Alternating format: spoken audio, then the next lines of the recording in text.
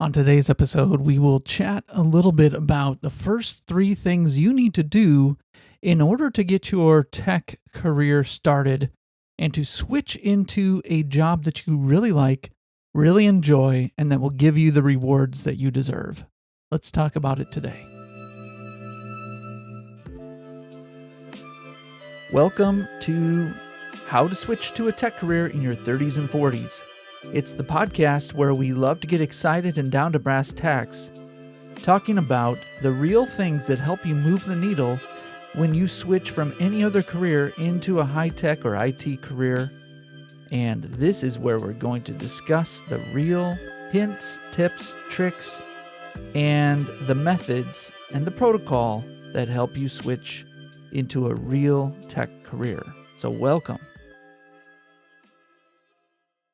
I just got done with a party for the people in my company that I work for. It's my day job. It's my programming job. And during the party, we heard from a lot of my coworkers. I didn't really know much about them before.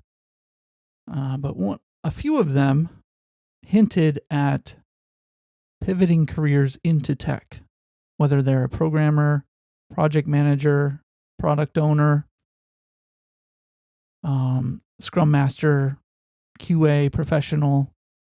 These are all people that I work with on a daily basis. And it turns out that a lot of them didn't necessarily go to school for a tech career. Now you could say, well, Brooks, you're old, you're a dinosaur in terms of the tech world. I would agree with you. However, I'm probably, among the oldest, a very small percentile in the group that I work with. And so I would say there have been tech career degrees around. Computer science has been around a long time. And the truth is that in the real world, a lot of people pivot. A lot of people break into tech, they call it, as if it's some crazy out there thing that nobody ever does. But really, it is something that people do, and they do it a lot more frequently than you might expect.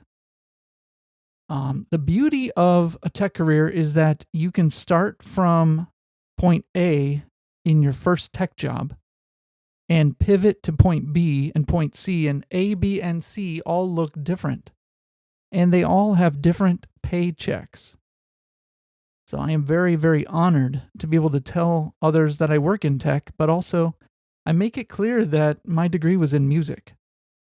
And so I just hope by saying that you have a little bit more courage to take some steps. So let's pivot our conversation into the first three things that you must do. And this is coming not just from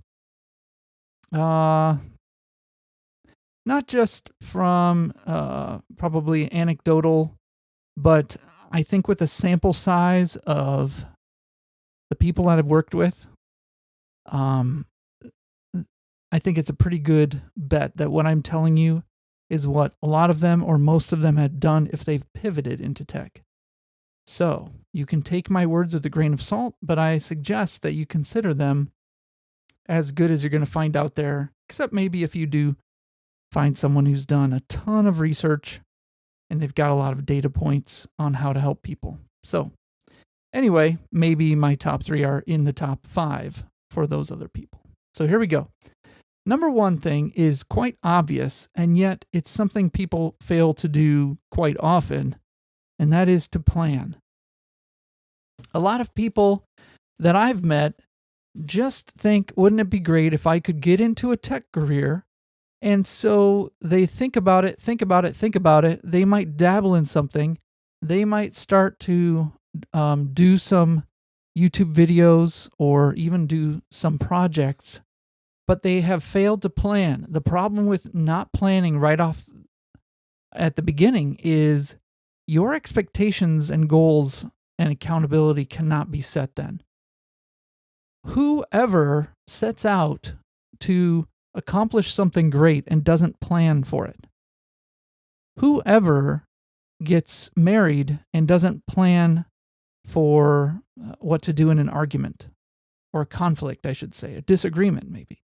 Whoever tries to build a house and doesn't have blueprints, whoever maybe you want to buy something and you don't have the money, and so you don't just think, well, I don't have the money, I can't get it. You naturally go to plan. How can I get the money? How can I save it up? How can I either earn it in one chunk, or how can I save it over the course of several months or years? I would propose to you that if you're not planning, you're not thinking hard enough, and you don't want it bad enough. I wouldn't say that people are foolish to not plan. I would just say that their desire is not great enough. Of all of the people who I've spoken to on the phone or Zoom or Facebook Messenger, or in calls, in trainings, of all the people who have made it into tech, every single one of them has planned. Not one of them has just stumbled into a tech job. So plan. Figure it out. Put it down on paper. Put it on a computer. Put it in a Google Sheet. It doesn't matter what you do.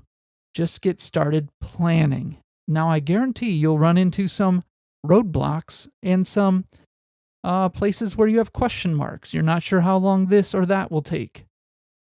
I suggest to you that you structure and gate your planning to a 90-day calendar and see what happens. So that's number one. Number two, get accountability. Without accountability, you will have trouble keeping to your plan. Why is that? Do you need accountability to make sure that you brush your teeth in the morning? My 13-year-old son may disagree, but I think you don't need accountability for that. We like reminders. We like to have somebody check in on us. That is a nice thing. But it's especially necessary if you're doing something that is very difficult. And that is because we are humans and we are built to avoid pain. It is painful to start learning concepts that you've never heard before. It is excruciating to keep staring at code or staring at a term. If you're not in code land, but you're going to be a project manager, it is excruciating to keep staring at something and that you don't understand. You can't force yourself to understand something. But when accountability comes into play, a certain type of pressure is leveraged upon our will. And our will to continue is greater than our fear of pain or expected pain. So with an accountability partner, or with a coach, or with a course a course is great, but that's like the third best. A partner or coach are top two, I would say, because there's human interaction. With these types, for sure, then you will be able to keep to your goals, and when you don't, you will feel the shame. It's a good coach that doesn't shame you, but internally, you'll know what you have to do better, and you have to get the will and the drive to do better and to hold yourself accountable. One of the books I recommend in doing this is not necessarily accountability, but it is about creating framework for yourself and a trellis for you to grow, and that is Atomic Habits combined with Deep Work. So Atomic Habits by James Clear. Shout out to my friend Jason, and many others have told me about this book, but Jason F for sure, good buddy. And then Deep Work, shout out to Steve B, my very first client who switched to tech. Deep Work by Cal Newport. Just very good authors. And, they're good at what they do. They teach you how to create some time to learn and do all that. So I get nothing from these books, but I just say, hey, go look them up and try them.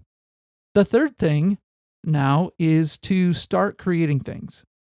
The third thing is to start creating things.